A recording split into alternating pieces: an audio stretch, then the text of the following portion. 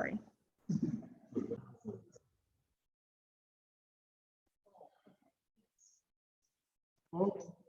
Okay, everybody, we're just gonna wait for people to join in before we get started here. A couple of housekeeping things before I do get started. If you have any questions during the presentation tonight, you can use the chat feature down at the bottom or the Q&A feature as well. I'll monitor both and you can ask questions. And at the end of our discussion tonight, any questions that have come in, I will put to our speaker. But I'm going to go ahead and introduce him. Thank you everybody for joining us tonight. My name is Casey Johnson. I'm the Communications and Programs Director here at the Legacy of the Lakes Museum. Water Talks is a partnership, of course, between us and the Douglas County Lakes Association. We both share a mission to protect our lakes and our legacy and our waters. And so we're very glad that we can work with the association to present to you these speakers. We are pleased to welcome Dr. Kenny Blumenfeld from the Minnesota State Climatology Office. And he is going to be presenting tonight, Understanding Minnesota's Changing Hydroclimate Observation Trends and Projections. So without further ado, I'm gonna kick it on over to Dr. Blumenfeld. Great, thank you so much. And thanks everybody for being here. I assume it's a good and lively crowd. I can't see any of you, so we're just going to take it on faith. This could be an incredible practical joke in which maybe Casey tells me that we've got a full house and but there's really nobody there. I wouldn't know. So I'm just going to pretend it's a booming crowd and lots of enthusiasm, and everybody's safe and ready to talk about our climate. So I work for the State Climatology Office. You can see from my title slide, we're part of the Department of Natural Resources. So the state of Minnesota is my employer. My office is, however, in the Department of Soil, Water, and Climate at the University of Minnesota. So we kind of joke that the DNR pays our salary and the University of Minnesota lets us squat. Got an old arrangement with them. And my job is to do, about half of my job is what I'm going to do tonight. I usually have more information than I can actually share in the allotted amount of time. And I'll do my best to give you a good understanding of what's going on. So, if you were to say, well, how do I describe Minnesota's climate quickly? You could do a couple of things. I mean, one, you could just show somebody some footage of winter, and then they'll never live here. And then you could show them our summers, or you could just take kind of a simple contrast, like 2018. This is up in Gooseberry Falls. Massive flooding right around Father's Day weekend. And then this is 2021, not far from where you are. This is actually the Pelican Rapids area, extraordinarily dry. And so obviously two very different climatic states, and look at how they're really not that far from each other in time. So first of all, Minnesota's climate, we'll just kind of establish what it is. It's highly variable, lots of ups and downs built into it, with a wide range in extremes.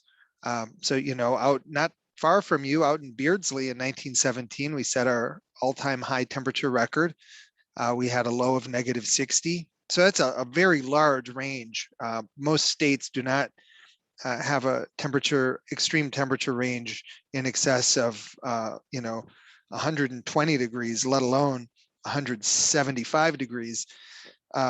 We had, just in 2018, same year, 2 locations in Minnesota that broke the existing annual precipitation record.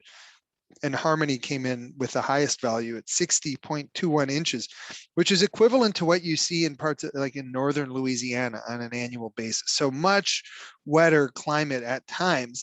And of course, during periods of exceptional drought, like in 1976, we'll have towns in Minnesota that struggle to get 10 inches. And here in Ortonville, Also not too far away to the west, out in the hump of Big Stone County, just under 6.5 inches of rain for the whole year, precipitation for the entire year. So that's also a really big difference, that the wettest location in our wettest year was had almost 10 times more precipitation than our driest location on record. So in addition to having a lot of variation and being prone to extremes, it's also prone to both what you might call regimes. This is not a defined term. I'm just trying to kind of lay out the concept for you. And also rapid shifts. So here's what I mean. And this is a graph. I'm going to be showing you a lot of visuals tonight. And this is the 12-month precipitation. I suppose I could have adjusted this, but this goes from August through July. And what we're doing is we're taking average precipitation, average total precipitation over the entire state of Minnesota. So it's a large spatial average. It's not necessarily representative of any one location. And we're looking at those 12 months, August through July, for each year right up through 2021. And what you should notice, just notice the normal ups and downs that happen along the way. There's sort of small ups and downs where, these little spikes from year to year. And then you can also see some larger periodic ups and downs that take, in some cases, decades to complete. And these are both kind of features of our climate. So you could see, for example, a very dry regime. This is annual precipitation or 12-month precipitation. And I did this because a month ago I gave a presentation for the Minnesota Rural Water Association, and I was just trying to show them, how for the most recent 12-month period, how precipitation can vary from year to year. But you also see in the 1930s, really, this very dry regime. It's not every single year being dry during this time, and it actually extended into the 1920s and as late as 1940. But it was multiple years where we were predominantly dry, and this was, of course, the driest prolonged period on record in Minnesota. It's associated with the devastating drought of the 1930s, extremely hot conditions also, and the infamous Dust Bowl. Then, more recently, and right up through 2019, we were in a very wet regime where precipitation reached some all-time highs. And again, it sort of depends on exactly how you look at it. Remember, this is August through July precipitation. The values are going to look a little different than if we looked at annual, January 1 through December 31 precipitation. But so you could see a fairly wet regime here, but then you can also see a couple of rapid shifts. Here we are in the late 80s, where we went from a very wet hydroclimate in 1986. We kind of fell off a cliff, reached really severe drought levels in 1988, and then bounced right back up. So we went through two pretty pronounced shifts in 3 years.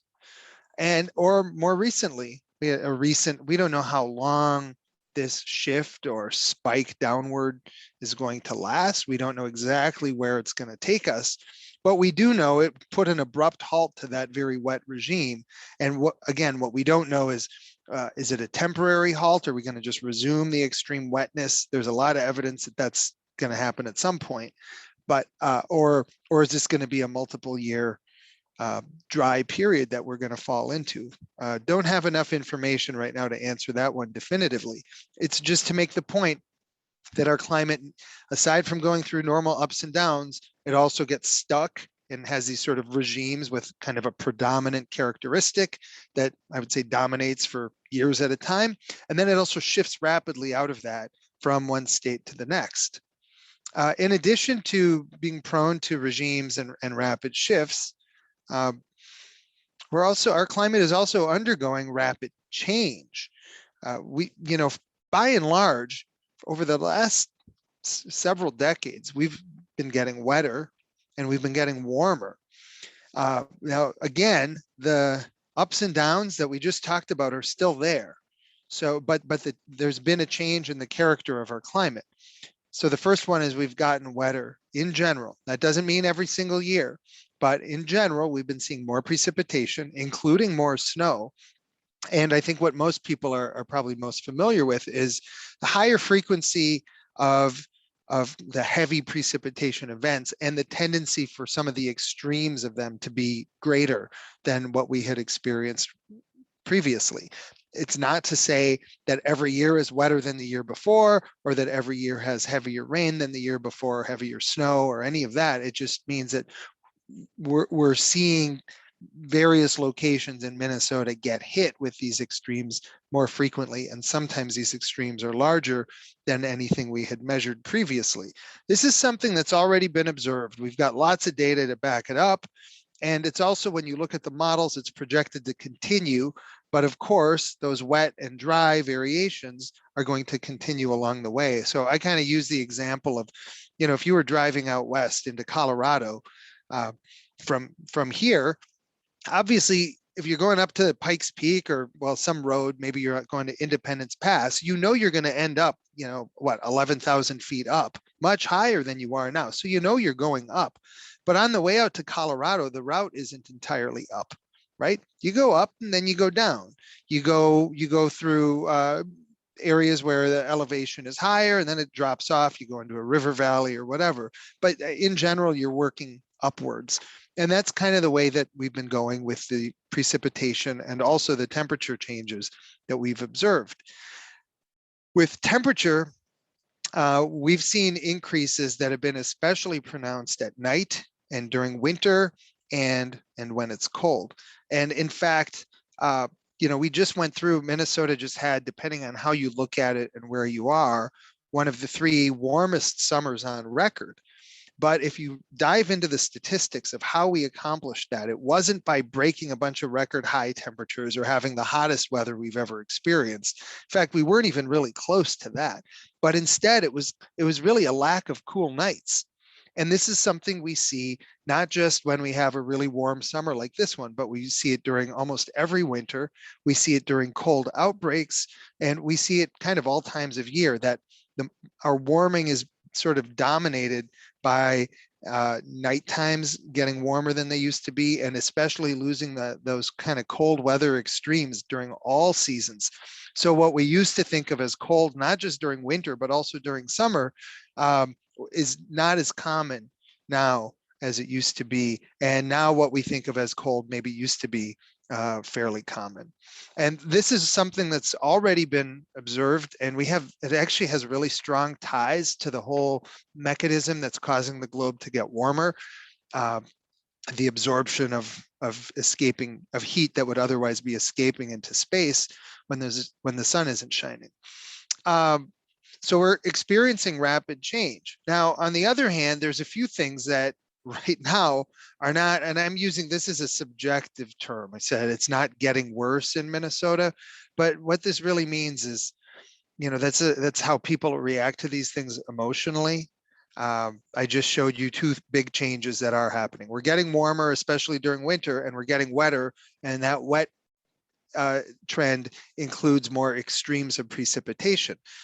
And because I deal with, people who may have varying levels of comfort talking about the weather and climate where they live and work, I also like to remind folks that, well, not everything is changing in that way. For one, Minnesota has not yet, and even though we have 4 to 5 decades of ongoing climatic change that we're very confident about here, we really have yet to establish new heat extremes. We don't have any real evidence that our summers are getting hotter than they used to be. Again, we have a lot of evidence that they're getting warmer, especially by kind of by rubbing out those cooler conditions. But we're not yet witnessing increases in our hottest days or the number of really hot days that we have. And this summer, again, is kind of a good example of that. It was above normal for number of hot days above, say, 90 degrees, but it wasn't off the charts by any stretch of the imagination.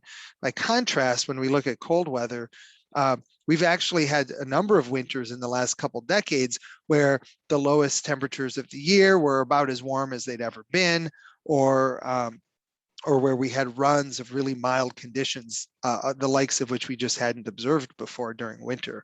So we are kind of off the charts with wintertime temperatures, and that we don't have any documentation of having experienced this kind of climate, whereas with the summertime, we're still well within the historical ranges.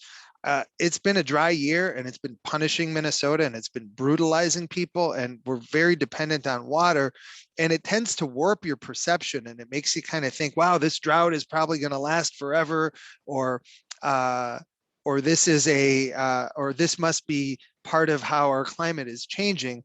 And truthfully, there are some climatic change elements that are associated with this drought that we could talk about if there's time, but we don't actually have any indication that drought has become more common, more prevalent, covered a larger area, or been more severe than it had been historically. If in fact, the presence of drought has basically decreased in frequency over the past few decades because it's been so wet. That's what we've observed when we look ahead. Both the heat extremes and that drought picture are either likely or at least possible to change as we get into the decades ahead, because we think the high temperature extremes are probably just going to catch up with us at some point. We can talk more about that later. And if we start getting more summertime heat, then if you happen to pair that with a time where you have one of those kind of normal variations towards drier conditions, you could actually get substantial drought that's worse than, say, what we've been experiencing in the recent decades. So, but it's not a smoking gun. And, the other piece that doesn't show any real scientific evidence of having changed dramatically, if at all, in Minnesota is what we think of as severe convective storms. That would be the tornadoes, those damaging thunderstorm winds, and the large hailstones. Minnesota has a spectacular climate, and we have records of all of these horrendous events that go back into deep into the past, and there's just no strong evidence. And it's not just Minnesota, it's kind of the whole country, especially the traditional tornado alley that we're kind of attached to. No real sign that these kinds of events are getting more frequent or worse, more destructive. Slightly different story if you're looking at the deep South, the area around, Mississippi, Alabama, Tennessee. Those areas have seen a lot more tornadoes in recent years. But the high plains and the Great Plains and the upper Midwest have not. All right, so here's some evidence now, everything that we've been looking at. I just want to make sure everyone can still see my screen. Casey, can you confirm you can still see my screen?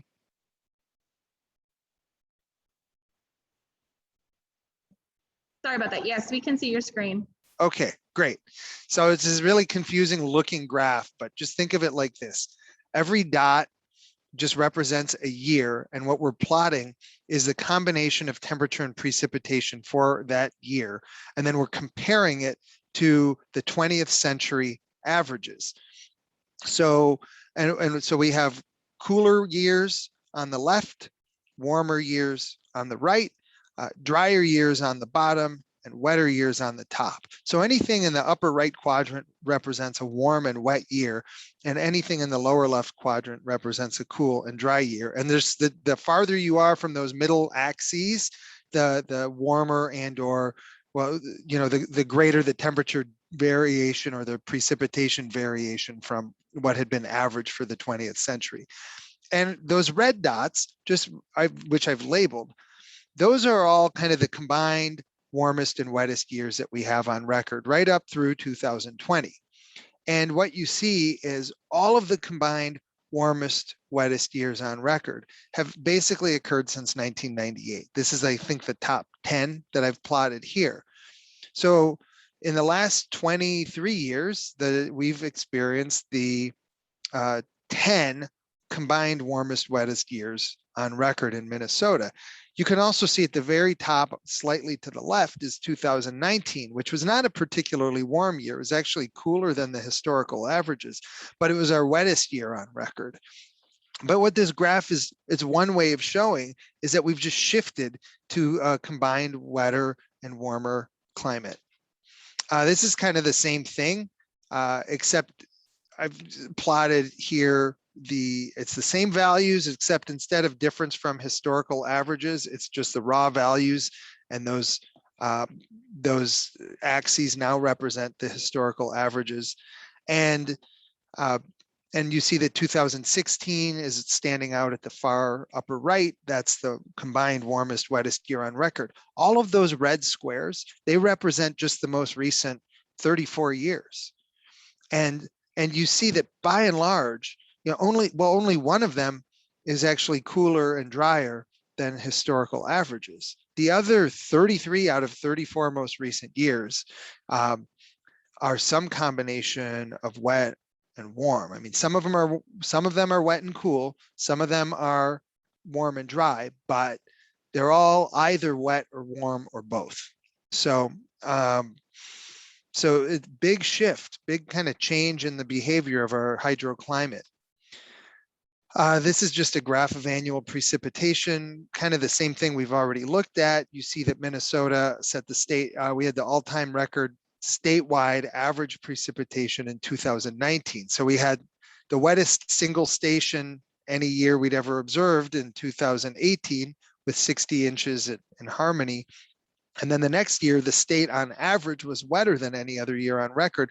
And then look at what happened in 2020. We began to tumble off of the cliff as we entered this drier spell that's going to last who knows how long. Hopefully it ends soon. And it wasn't just that 2019 was wet. It was part of a really wet decade that really got going 2013 and 14. And from that point on, almost every year was well above average for precipitation. We had some massive flooding events during the 2010s, especially June 2014. We had July and August 2016, multiple locations 2018, 19, and even into 2020 when we were drying out, we still had some huge rainfall events. We have 38 historical weather stations that have 100 years or more of data. And when we just look at those 38 historical weather stations that take daily climate observations, and these are observations made and measured by humans. The most reliable type of weather data is actually the type that's collected on a daily basis as opposed to being automated.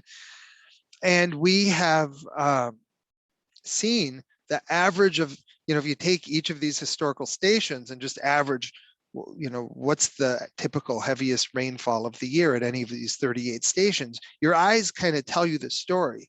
There's been this increase from earlier in the record towards later in the record. That's that kind of general upward trend that you see.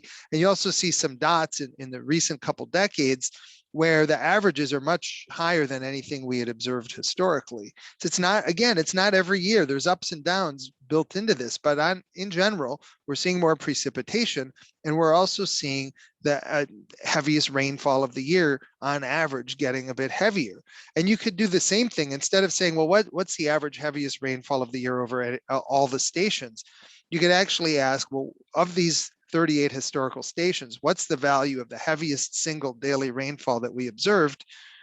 And so this is more like, it's not quite the heaviest rainfall in the state, but it's the heaviest rainfall in the state for those 38 stations. And look at what happens. I mean, if you just look at the bottom of the graph, there's not much going on. The typical heaviest rain of the year anywhere among these stations is only a little bit larger than it used to be. But if you look at the top, you see that beginning sometime in the late 60s or early 70s, and then with increasing frequency and at increasing magnitude, we started seeing large rainfall events that were unlike anything we had observed previously. And that trend has continued. So it's not that every year delivers some catastrophic rainfall event. It's that they are becoming more common, and they're in general becoming bigger when they happen. And another thing we can do is just count the frequency of 100-year rainfall events. This is kind of what we call the right way to do it. Rather than just anecdotally adding up all the times you've heard about a 100-year rainfall on the news, actually use those same stations and just count the number of times they've occurred at any of those stations. And you can see that using the current standards, there really weren't any of those big cataclysmic rainfall events at these stations before the 1950s.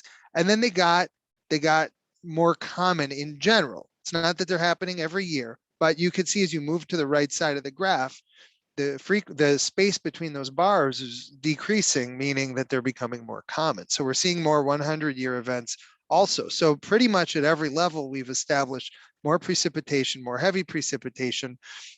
And then we've also seen that the heaviest or the largest extremes have become more extreme.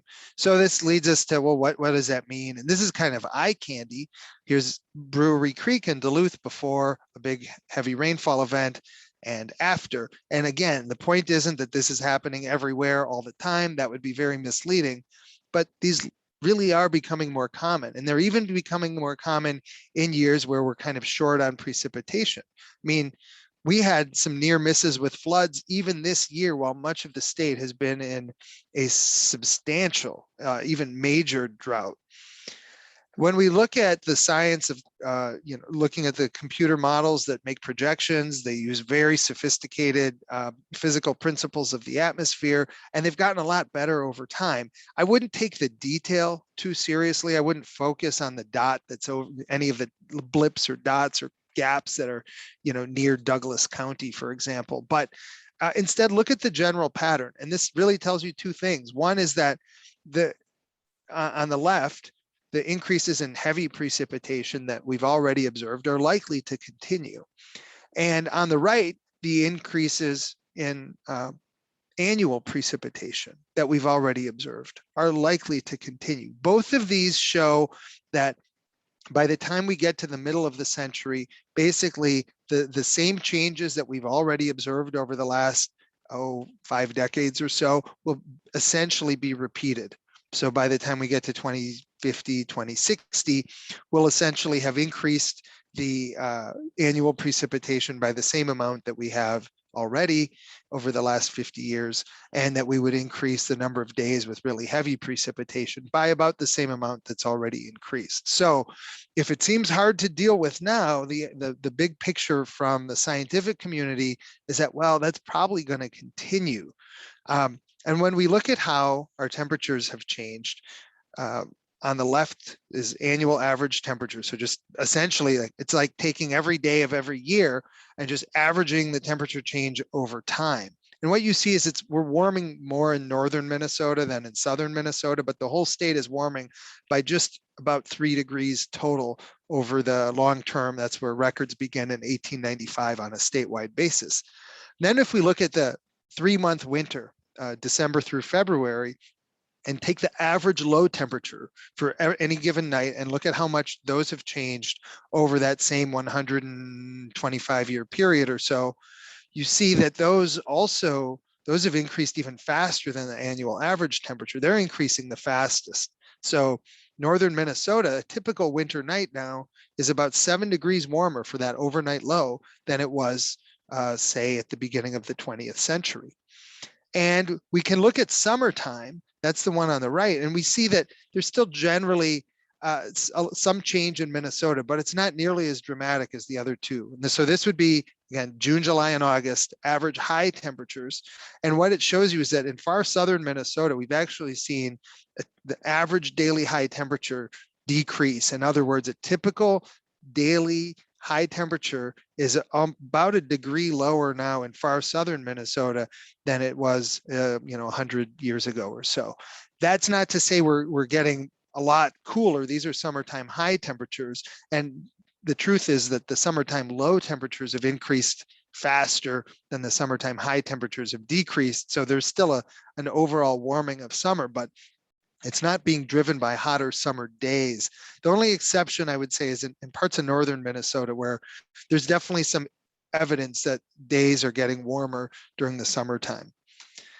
We can look, not far down the road in Milan, just off the Minnesota River. We've got a great observer who's been at it for third generation weather observer in that location. And we can just track things like, well, what's the coldest reading that we've had each year? Or on the top part of that graph, it's showing you what's the average of the 15 lowest temperatures that we've had each year. And what the graph really is showing you is you still see ups and downs and you still see extremes, but I circled 2019 where we had that really cold set of mornings in January, and so dropped the temperature to -33 in Milan. Well, that's a pretty astonishing extreme in 2019, but if you look to the left, look at how common that value used to be. What we now think of as cold used to be pretty common, and what we used to think of as cold is either extremely rare or doesn't happen anymore. And this is true across Minnesota. We're just seeing an erosion of our lowest lows of winter. Same station, we see that snowfall has actually increased, or is at least at or near kind of all-time highs at the same station with very reliable observations. That's what that bar graph shows you. We're seeing as much annual snowfall as we've ever seen. However, the number of days between November and March, which you might think of as kind of Minnesota winter, November through March, we're also seeing all-time high number of days where the temperature stays all the way above freezing entirely. So these are days where we're getting thaw conditions at a time of year when thaws are a little more rare. You can see that became much more common in the 2010s than any other decade. It's kind of ramped up quickly in the last couple decades. So we're seeing more precipitation. We're also seeing warmer conditions in the winter. So that means more snow, but also more thaws. And if we look at Duluth, which is kind of the capital of winter in Minnesota, where they're also seeing snowfall at or near all-time high marks, and most stations in Minnesota in the 2010s saw more heavy snow than any other decade on record. But the amount of snow that's on the ground at any one time during winter is declining across the state, and it's exemplified well here in Duluth. The bars show that average snow depth kind of any given day between November and March. You see a decline from when that station established up by the airport in the 1950s right through the 2010s. But then the little line graphs also show that the number of days where there's 6 inches of snow on the ground has decreased by 25%, or the number of days with a foot of snow on the ground has decreased by 35%, or the number of days with no snow on the ground between November and March increasing by 63%.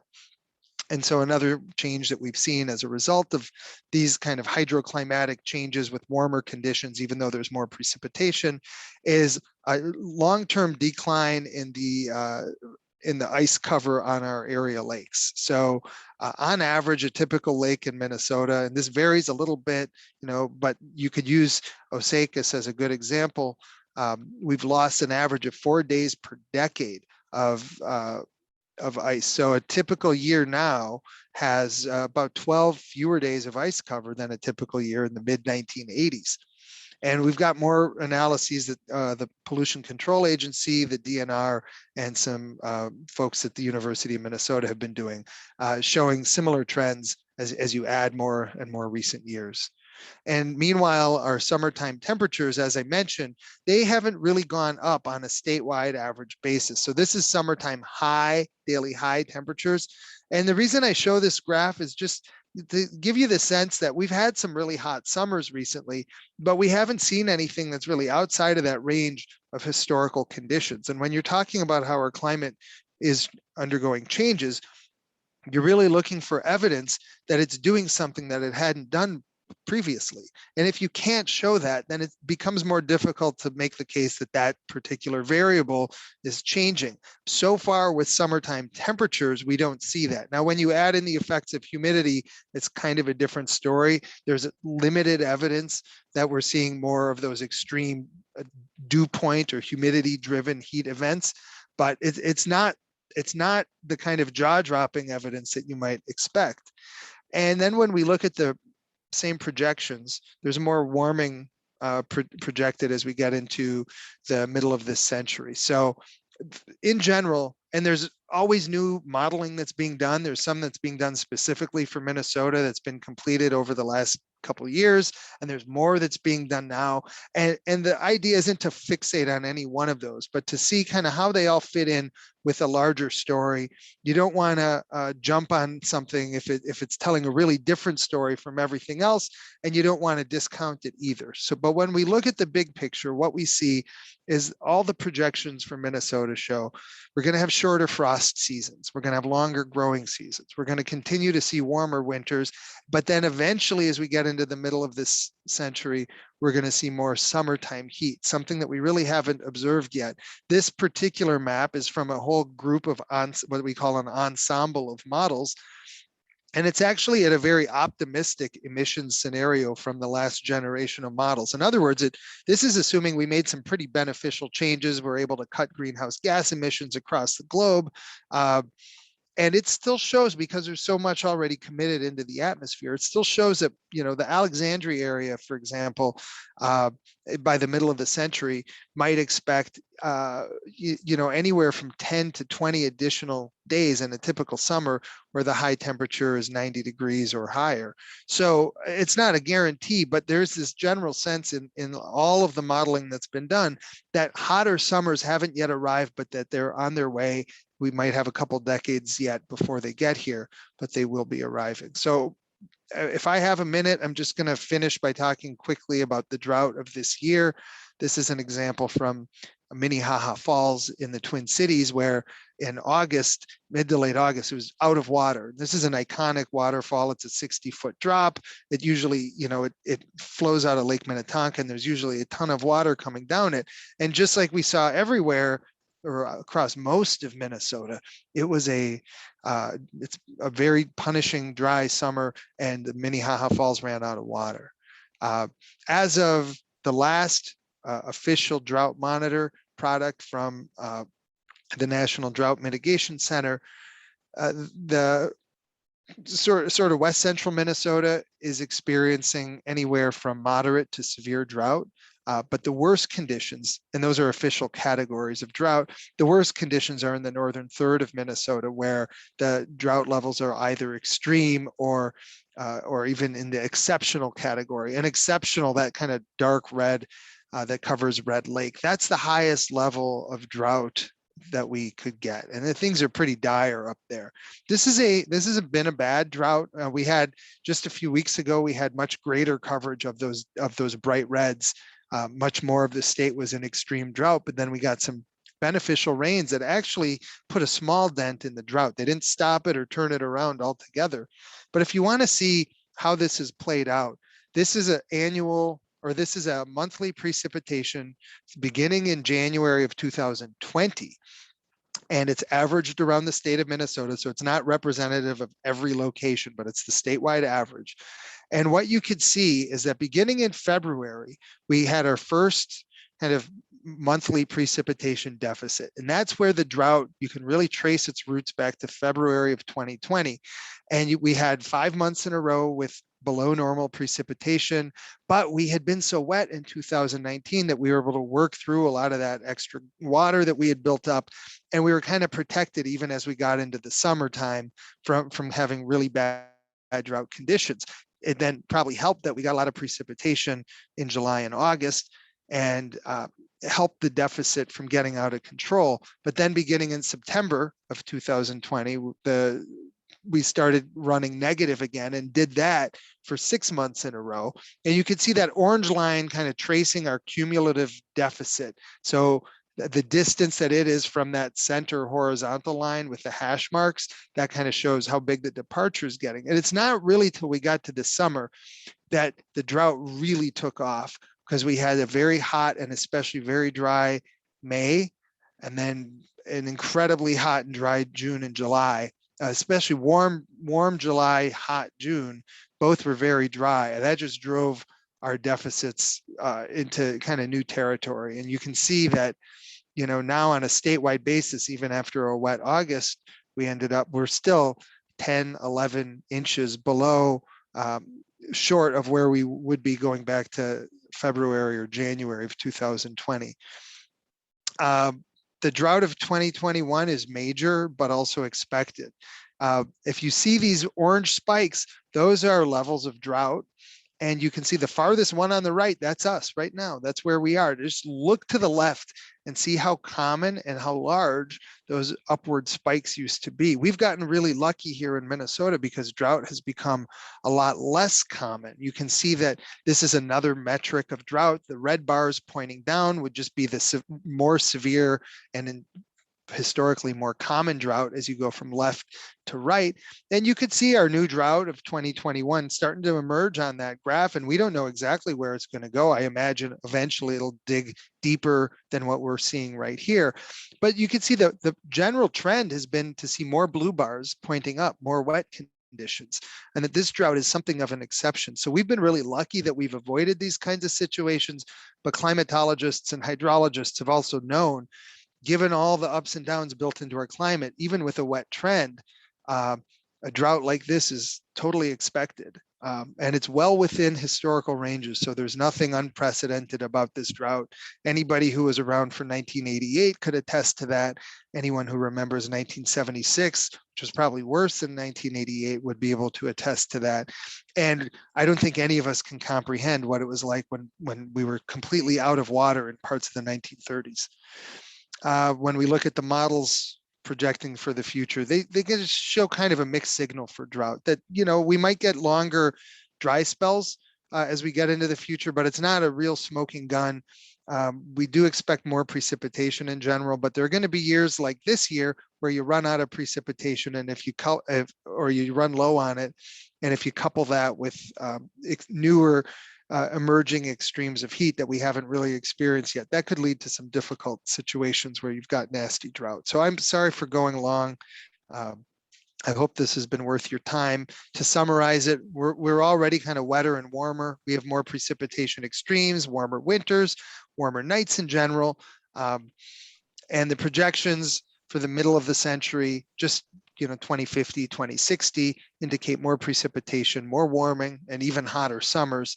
But just remember, trends doesn't mean that every year is going to be worse than the year before, or warmer or wetter than the year before. We're still going to have normal ups and downs, including extremes, and that's going to just be part of our climate.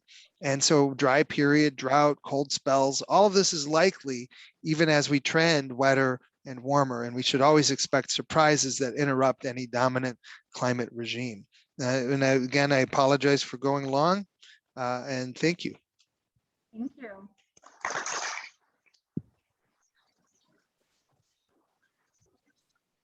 At this time, we'll open it up for questions. Again, if any people who are watching from home have questions, you can use that Q&A or the chat feature.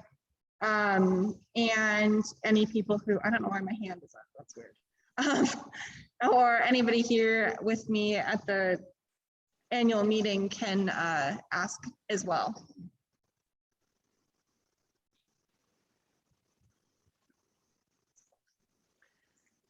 I have a random question. Are all those figures you just gave us, are they like available for people to look at anywhere? I can give you the whole presentation.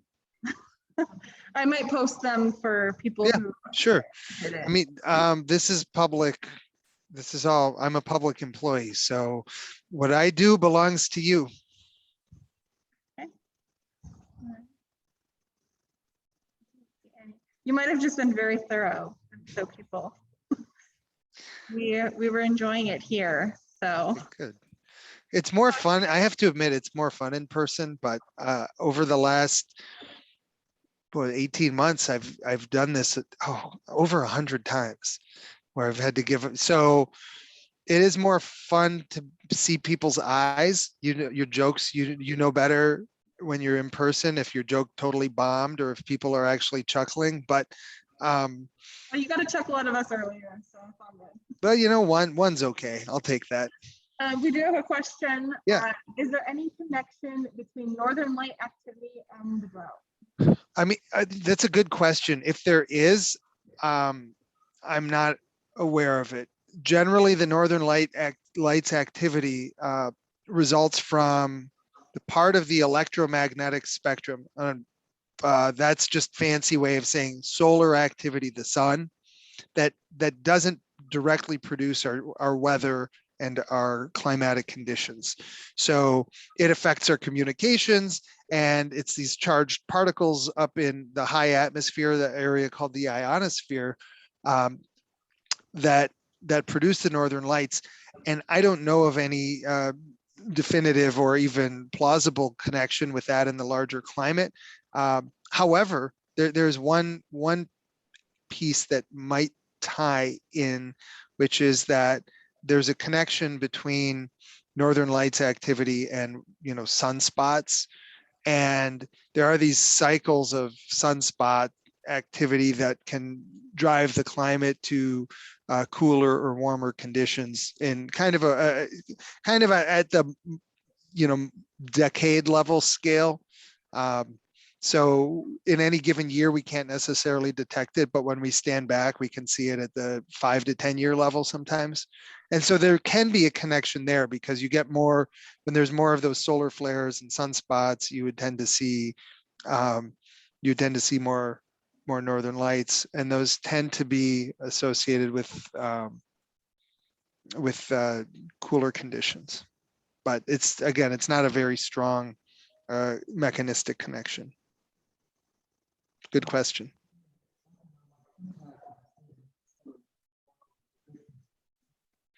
I don't know if you heard that. He asked if you foresee or can see any economic impacts as a result of these projections that you've been sharing with us. Oh, well, so what's interesting is I work for the state of Minnesota. That's a great question. I work for the state of Minnesota, and so I have to be kind of laser focused on Minnesota.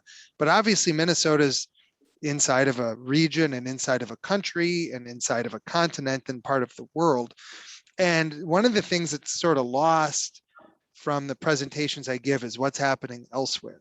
So what's really interesting about that question is that I know from meeting with communities and going to all these, I in a lot of climate related meetings where people are making decisions, and I can't help them make the decision other than by giving them information about the climate. They have to make the decision themselves. But I do know that Minnesota's communities have already struggled with, keeping up with things like rainfall, that especially some of the smaller communities that don't have a large budget, sometimes haven't been able to undertake the kinds of large projects that would help them be resilient to a big flooding type of event.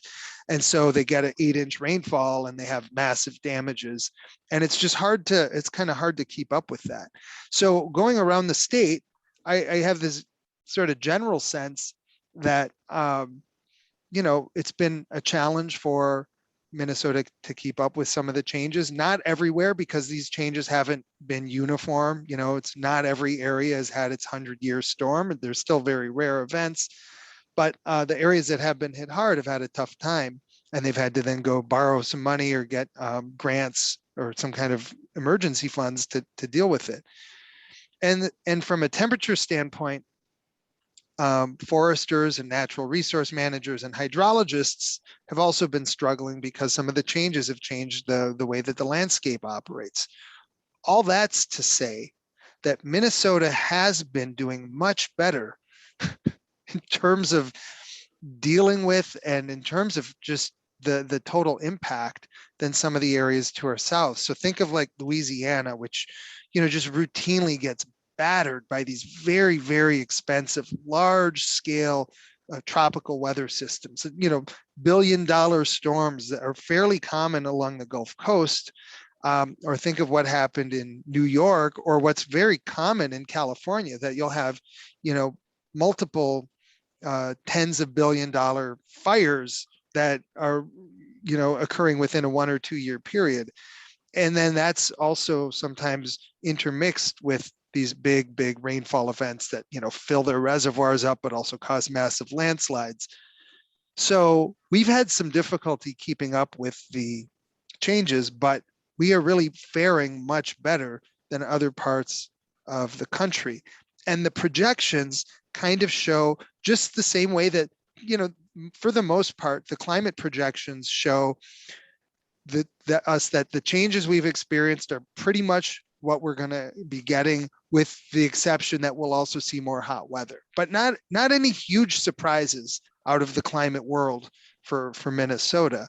And so that maps to, we would expect the impacts that we're seeing and some of the economic difficulties we're seeing to also increase as we see, faster temperature changes or more precipitation, but not at the pace that the impacts are expected to increase around the Gulf Coast and in the parts of the desert Southwest and in parts of the West in general.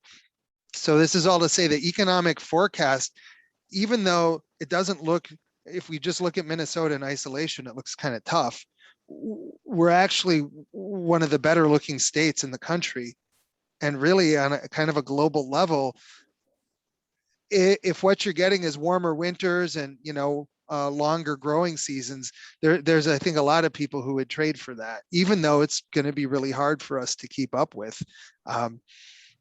Somehow this all becomes relative, and we'll probably be feeling a lot better than California. Sorry, long answer, but it's a great question. The economic story is, I would say, it's complicated. On one hand, it looks difficult because it already has been difficult. And on the other hand, when you compare us with our peers, we look like we're doing exceptionally well.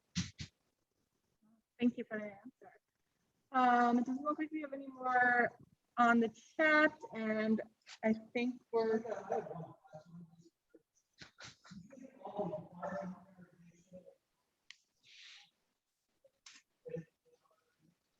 Did you hear his question? I can't hear any questions Okay. other than yours. That's fine. He asked if all the irrigation that has been happening with farming and everything, does that have any impact on the dew point and humidity? Yeah, great question. Yeah. Yeah, very good question. So the irrigation we believe, and when I say believe, I mean the scientific evidence is very strong that is one of the factors that has made some of our days so humid. And it's also possible, and this is something that's being investigated, and I don't know when exactly scientists will have the answer. It's also possible that it's one of the factors that has prevented us from getting higher temperatures, because the more humidity you have in the air, the harder it is to get those extraordinary extremes of heat. And you should know that if we're ever going to break our statewide all-time record of 115 degrees, it's going to be on an incredibly dry day, probably during a drought.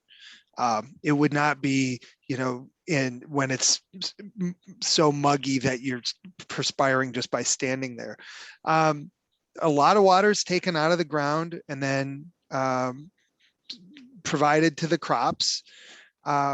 And there's very good evidence that water then goes into the lower part of the atmosphere, which is where we live, and makes us more humid. And it's especially noticeable kind of the middle of the peak of the growing season in July and early August, when the plants are mature and there's an awful lot of water coming off of their leaves and out of the entire system.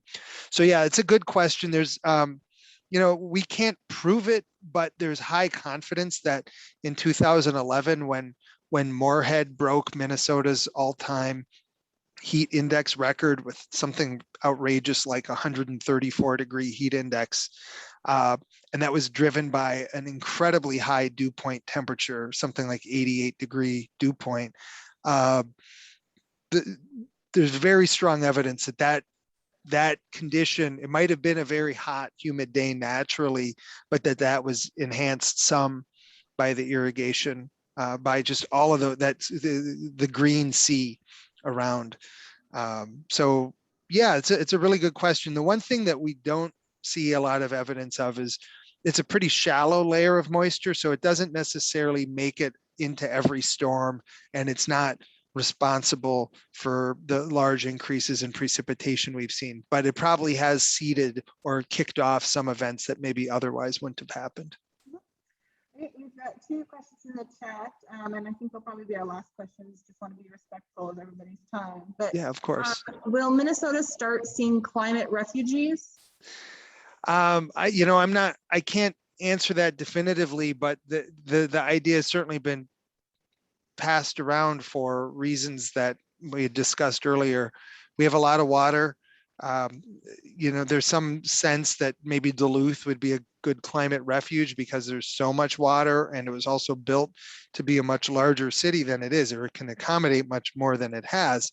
All that said, think of where these refugees would be coming from at least within the United States. If they're coming from Florida or the Gulf Coast, are they really going to want to live in Minnesota? So in one sense, you can kind of look at it, and on paper, we seem like a good fit to be a climate refuge.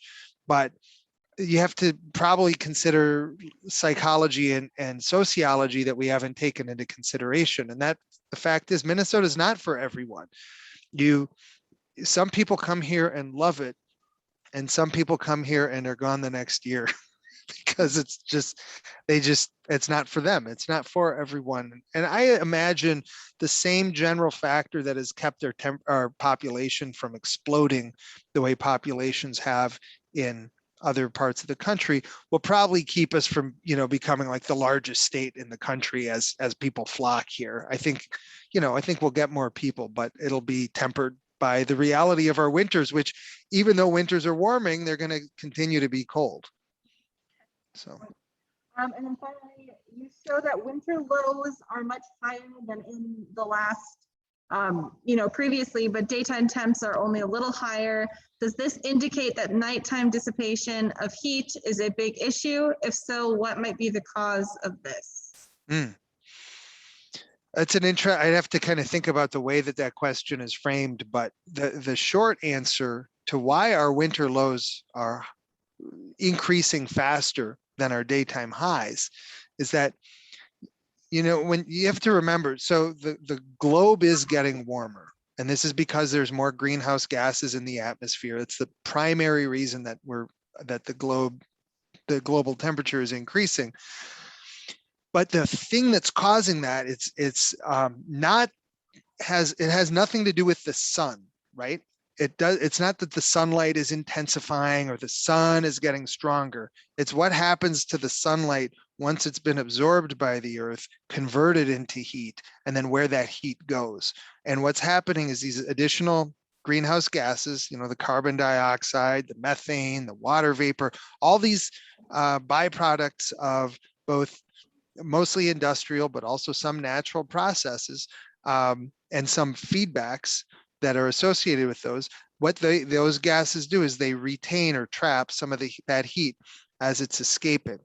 And so this greenhouse effect is basically most active when the sun isn't, when the sun is down, when the sun isn't at its strongest. So we don't see much of a change right now, during summertime and during the day, because that's when we're taking in heat from the sun. It's at night when we would normally be giving it off. The heat would typically escape to space, but having these additional greenhouse gases is kind of like having an additional thin blanket on. It just retains a little bit more of that heat.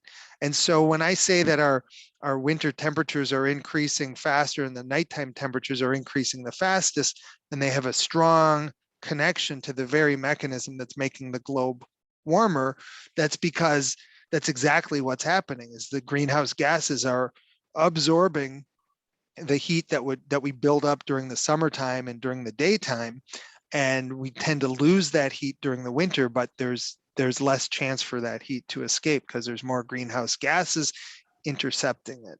So I'm not sure if I answered the question the way it was framed, but the answer I gave is kind of why we're seeing what we're seeing. Excellent. Well, thank you so much for joining us tonight and for being part of Water Talks and sharing your vast amounts of knowledge. I enjoyed all of the graphs. I'm very much a graph person, so thank you for those. Sure. But again, thank you very much for joining us tonight, and thank you everybody who was watching from home and from here. So thank you. Thanks a lot. Appreciate it. All right, I'll let you go. Bye. Thank you very much. Thank you.